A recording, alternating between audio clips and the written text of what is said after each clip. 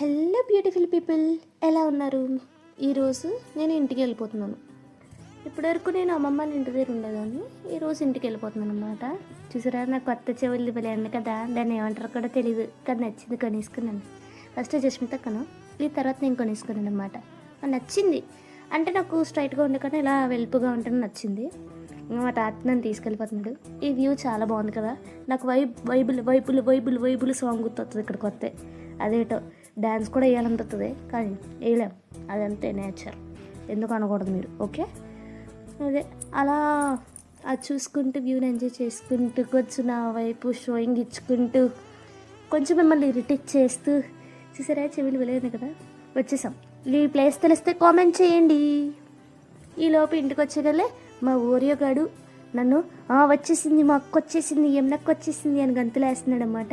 నన్ను చూడగలే చాలా excite feel అయ్యాడు. ఎందుకంటే మ్యాక్సిమం 1 మంత్ నేను ఇంటి దగ్గర లేను, అందుకే చాలా మిస్ అయినట్టున్నాడు. నేను చాలా మిస్ అయ్యాను అనుకోండి. మా ఊరి అంటే నాకు చాలా ఇష్టం.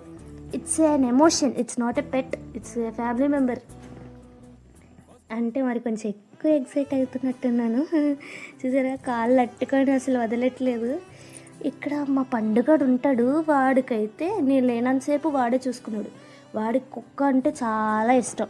వీడి అక్కకి మాత్రం, ప్రియాకు మాత్రం కుక్కలంటే ఎంత భయమో, ఏడ్చేస్తుంది.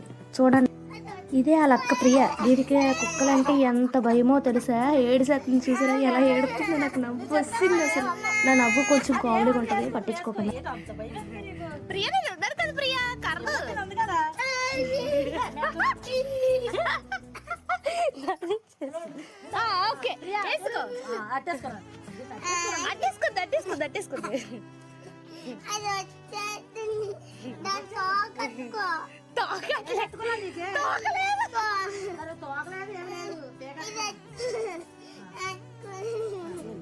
మా ఇంట్లో నాకు ఇదే ఇష్టమైన స్పాట్, ఎందుకంటే అదంతా మనమే క్రియేట్ చేసుకున్నాం. కొంచెం సేపు నీడతో ఎచ్చలేసి కొంచెం మంచిగా మాట్లాడదాం.